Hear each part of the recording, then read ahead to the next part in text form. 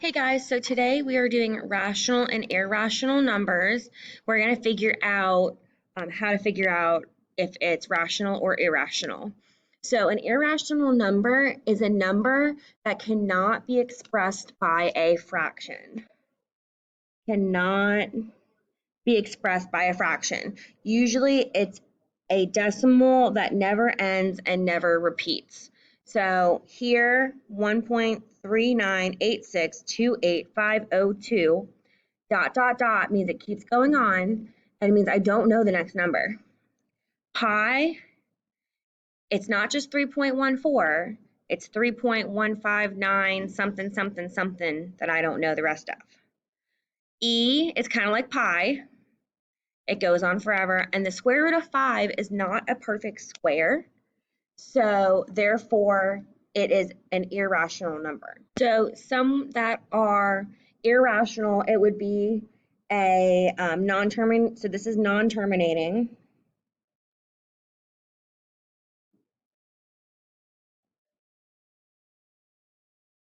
So it's a non-terminating decimal, so is pi, so is e, and right here it's non-perfect square. So it's a non-perfect square. Those are the two biggies that make it irrational. And it's not a fraction. Then for a rational number, it's a real number that can be expressed as a fraction. So now it can be a fraction, and no number in the fraction can be an irrational number. It can also be expressed as a decimal that either repeats or terminates. So if it terminates, that would be like this one. So this is a terminating decimal.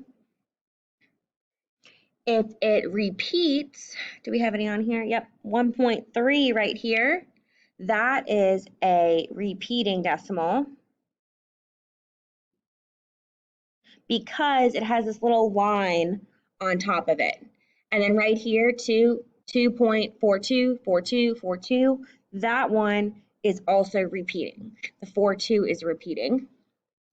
If it's a perfect square, that's not on here, but all your perfect squares, those are also going to be rational because perfect squares are whole numbers. Perfect squares are whole numbers. So like, let's say I have the square root of 9. The square root of 9 is actually equal to 3. So this one is rational. And then if it's a fraction, so there's the fraction one, 3/2.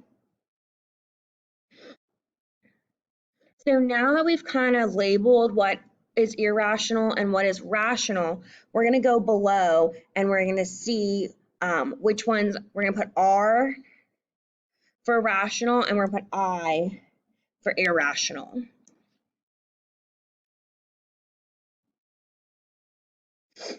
Okay, so 5 is a whole number, so 5 should be rational. And I'm going to put whole number underneath it. 5/7 is a fraction, so it is rational because it's a fraction. 0.575, it doesn't have a ... and it stops, which means it terminates. So terminating decimals are rational because it's a term decimal. I always abbreviate terminating as term because terminating up here is such a long word, so I just put term. Okay, next, the square root of 5.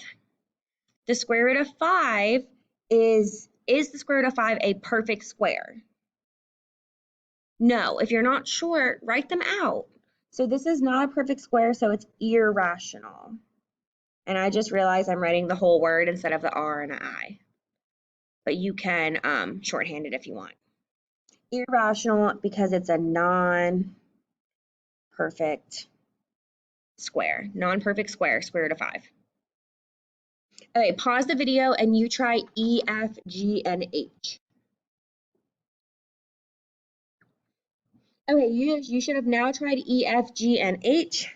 So E, because it has the dot, dot, dot, it means it goes on forever. And technically, we don't know the next um, numbers. It's not doesn't give us a 7575. So because this one does not stop, it is irrational. So it's I because it's a non-terminating decimal. Okay, this next one, even though it has a dot, dot, dot, means it goes on forever, it goes 3, 4, 3, 4, 3, 4. So because it's repeating, you should have put rational. It's a repeating decimal. Okay, G, it has no sort of pattern. It is I, non-terminating decimal. And lastly, even though H is a fraction, it's 5 over pi, and pi is irrational, so this whole thing is irrational because of the pi. Okay, down here it kind of gives you the mathematical calculations to figure out what's what. And for all of these, it is not including 0. So as the divisor is not 0, as long as you're not adding or subtracting or multiplying by 0, because 0 changes some stuff. But I do want you to look down here, because if you're doing irrational times irrational or divided by, it could be either answer. It just depends what you're doing. So we're going to learn later on. So let's say it is, let's say it's the square root of 5 times the square root of 5. Well, when you're multiplying these, you keep your radical and you do 5 times 5. You do the insides. So 5 times 5 is 25. Well, is 25 a perfect square? Yeah, it's 5. So this one would actually be rational. But if you do the square root of 5 times, let's say the square root of 2, that's the square root of 10, and the square root of 10 is just the square root of 10. So that's irrational. All right, now let's go to the next page. Okay, so on this back part, it says tell whether the following expressions are either rational or irrational. And we're not going to use a calculator for this. And I know we haven't really done addition or multiplication of this stuff yet. So some of them I'm going to tell you what it is. But for this first one, it's kind of based off the front of the paper too. The square root of 10 is an irrational number. It's I. It's I. Because I don't know the perfect square. It's not a perfect square. Square root of 10 is some number that I don't know. So I'm going to add that to 16. 16 is rational. If you add an irrational and a rational together, you can't actually put them together. He has a square root, he doesn't. It's almost like he has an x, he's an x, and he's just a 16. You cannot combine them. So when you add these together, it is irrational. Kind of the same thing for b. 5, the square root of 5 plus the square root of 7. Again, you're going to learn this, but you can't add those two together. If you add them together, you'd have to use a calculator and it would be a decimal. But this right here is irrational. And 2 times the irrational, even though that guy's rational, the irrational is going to take over. So a lot of times, if it has an I with it, the I is going to take over. So the square root of 9, though, and the square root of 4 should both be perfect squares. You should know that. So 9 is a 3, and 4 is a 2. So I can do 3 plus 2 in my head. That's a 5. So since it's a 5, it is rational. Remember, rational are terminating decimals, repeating, perfect squares, fractions, whole numbers, like those. Okay, let's do F. The other ones you can find on the answer key. So for F, it's going to be like what we did last unit. We're going to have to draw arrows. So This 5 has to be multiplied to both of these. And again, we're going to kind of pretend like they're x's. So 5 times 5 is 25. 5, if I did 5 times x, if this was just an x, 5 times a negative x would be a negative 5x. So it's going to be a negative 5 root 5. They just sit next to each other, just like what we did last unit.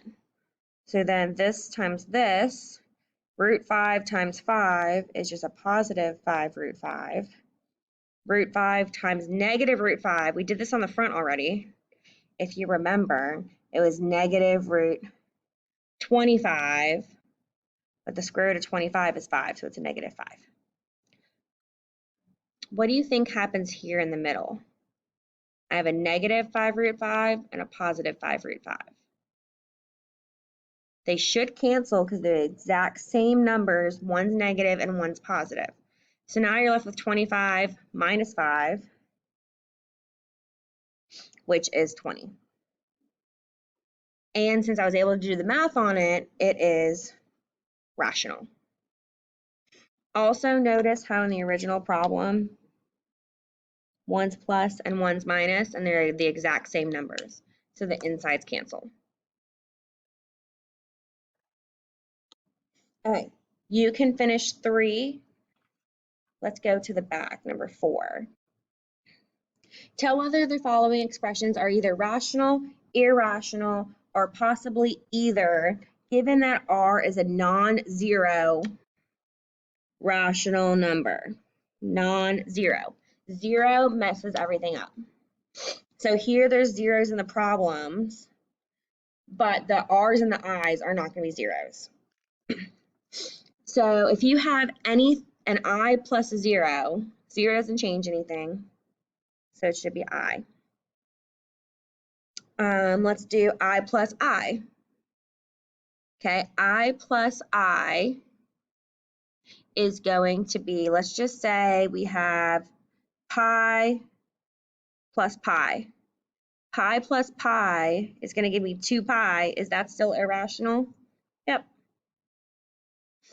Let's try some other ones. Let's do R times R. Let's see, a rational number, let's call it 5, times another one, let's call it 1/5. 5 times 1/5 should give you 1, which is rational. So if you're not sure, pick a number and try it. Okay, let's go to the back. On the back, it says determine if it's true, sometimes true, or never true. Okay, rational plus irrational, always. That's the math we've been doing for a long time. Rational minus irrational, always. Rational times irrational, always. Rational divided by irrational. Again, rational divided by rational, which is what D is always. Always true. Okay, now we have irrational plus irrational equals irrational. So if they are two different irrational numbers, like the square root of 3 plus the square root of 5, then that is literally just this plus this. So that is true. That's irrational. But if you have the square root of 3 plus a negative square root of 3, technically you're still adding, it makes a 0. So because of this, and that goes the same for this one, if I had the square root of 3 minus the square root of 3, that's also a 0. So both of these right here are only sometimes true, again, because 0, if they're the same, but they're opposite signs, the 0 messes everything up. So both of these are sometimes true.